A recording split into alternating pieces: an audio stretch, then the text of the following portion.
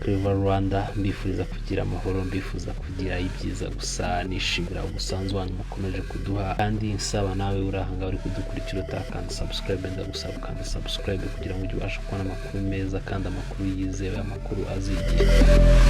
Hano kuri Clever Rwanda ibintu bikaba bigiye guhinduka, tugiye kujya tubaha inkuru za buri munsi, tubabwira ibigezweho cyangwa ibiri gutrendinga ku social media, tukaba ari bwo buryo tugiye kujya dukoramo ibiganiro biza buri munsi, kandi tubasaba yuko mwadushyigikira mukanda subscribe mugasharinga ibiganiro byacu. Ni umusanzu ukomeye cyane, kandi ni mwebwe abantu b'agaciro, kuko ni mwebwe dukorera, ni mwebwe mutuma dukora, turabashimira cyane. Ibintu nubwo tukibitegura neza ariko ntabwo twabura kujya tubacangamo dukuru, cyangwa tukujya tubahereza inkuru mukwiye kumenya cyangwa mukwiye kwiupdatinga aho mukamenya, dore yuko tumaze kubabwira uko ibintu bigiye guhinduka hano kuri Clever Rwanda. Tugiye kujya tubaha inkuru za buri munsi, kandi inkuru zizi igihe, ibintu bikaba bigiye kujya byisubiramo bikaba buri munsi, kandi bikaba turizera ko muzabikunda cyane, bikazaba ibintu byiza cyane, turizera ko muzabikunda cyane. Uyu munsi tukaba tugiye kubabwira cyangwa tugiye kubamenyesha cyangwa tugiye kubereka nk'igice cya mbere cy'abahanzi nyarwanda cyangwa ibyamamare byo mu Rwanda bigiye bifite amatatuwaje menshi cyangwa bigiye byarishushanyije ibintu bitandukanye. Gushyiraho tatuwaje ku mubiri bikaba ari bimwe mu bintu biri kugenda bigerwaho cyane, cyangwa bimwe mu byamamare byinshi hano mu Rwanda biri kugenda byitabira cyangwa biri kugenda bikoresha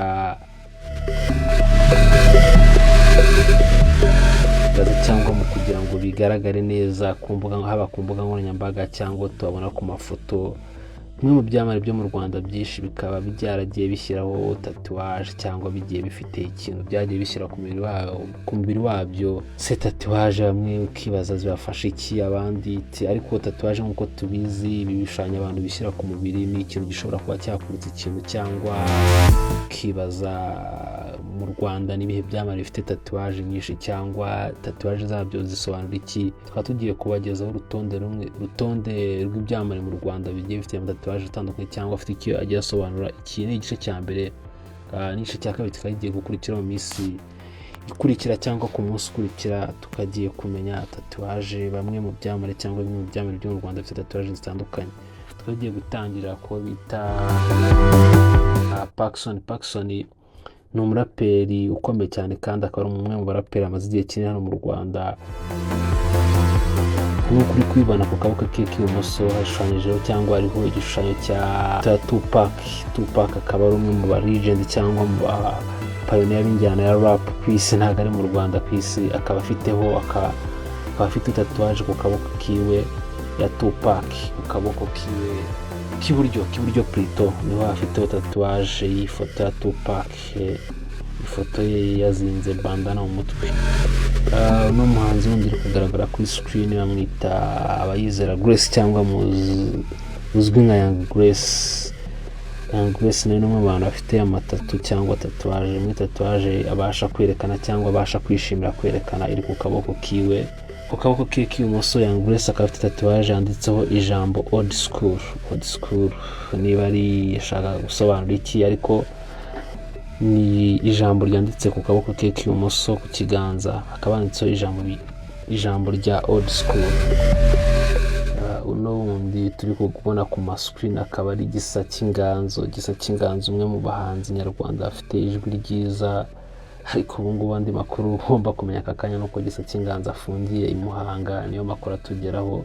Akaba ari umwe mu bahanzi bafungiye i Muhanga, akaba ari umwe mu bahanzi bafite impano idasanzwe, ariko bitewe no gukoresha ibiyobyabwenge Gisa akunda kuba umwe mu bantu bagenda bafungwa cyane. Akaba ari umwe mu bantu bafite tatuwaje zifite icyo zisobanura cyangwa twabashije kubona. Akaba ari kuri urutonde rwacu. Gisa cy'Inganzo akaba afite igishushanyo cyangwa tatuwaje, igishushanyo kibaba na microphone cyangwa mikoro ku kaboko k'ibumoso kwa Gisa cy'Inganzo. Nk'uko uri kubibona kuri screen, akaba ari amababa cyangwa amababa asa nkaho yagurutsemo, hagati harimo microphone, ariko ino microphone hagati ikaba isa nkaho ifata inyuguti ya I, hakabanza Gisa, ku mpande hakajyaho amababa. Akaba yitwa Daddy De Max. Ku kaboko kwa Daddy De Max ariho ibishushanyo byinshi cyane, ubona birimo n'ubuhanga kuno muntu wabishushanyije, cyangwa kuno wamwanditseho, bikaba ari ibishushanyo byinshi birimo nk'ibigaragaza amafoto yiwe. Undi kugaragara ku screen akaba yitwa Fearless. Ku kaboko ka Fearless cyangwa kuri uno mukobwa turi kubona ku screen akaba ari umwe mu baraperi beza bakanyujijeho mu Rwanda cyangwa muri rap nyarwanda. Ku ntoki ze handitseho izina rye Fearless nk'uko bikurikira. Ku ntoki ze handitseho Fearless cyangwa ku biganza bye nk'uko biri kugaragara iyo yafunze ibipfusi atagaragaza izina Fearless. Akaba yitwa Fireman cyangwa ukamwita Francis uyu abarizwaga mu itsinda rya Tuff Gang cyangwa abaye mu itsinda rya Tuff Gang. Akaba ari umwe mu bantu bafite tatuwaje ku kaboko kiwe k'ibumoso, akaba afite tatuwaje y'ijambo ryanditseho Tuff.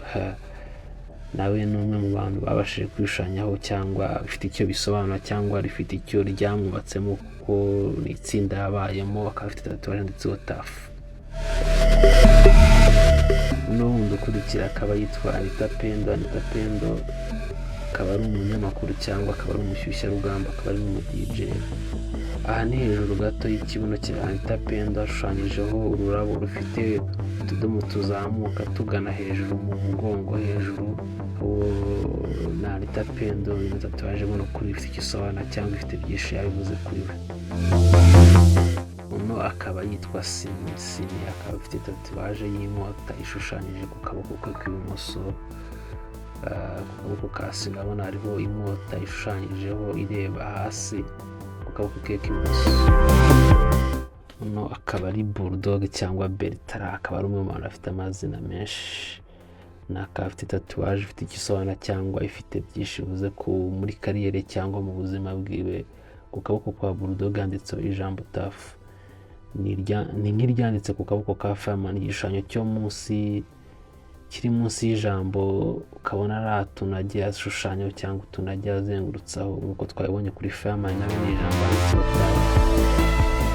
Nk'uko uri kubibona Bulldog ntabwo ari tatuwaje yonyine afite, abashije no kuba afite izindi tatuwaje nyinshi zitandukanye. Bulldog we afite n'ibindi bishushanyo ku mubiri we.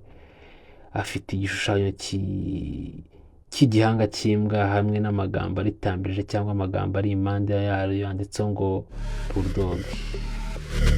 Kazo bita Sasha afite igishushanyo cy'izina rya Nizo. Sasha akaba ari umwe mu bantu bakundanye n'umuhanzi Kabosi wo mu itsinda rya Urban Boys. Urabona mu mugongo handitseho Nizo, akaba ari umwe mu bantu bakanyujijeho.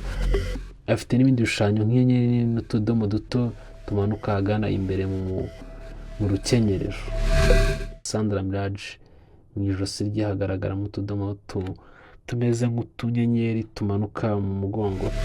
Ino ikaba ari part 1. Ndakwizeza ko part 2 ugomba kubonamo ibindi byamamare harimo abahanzi cyangwa abandi banyamakuru ugomba kubona ukibaza tatuwaje zabo zisobanura iki. Harimo aba DJs nk'uko mujya mubibona ku mafoto nk'uwo bita DJ Brian, akaba ari umwe mu bantu bandi afite tatuwaje menshi ariko tuzagukorera cyangwa tugomba kumenya buri kimwe cyangwa tatuwaje afite zisobanura iki.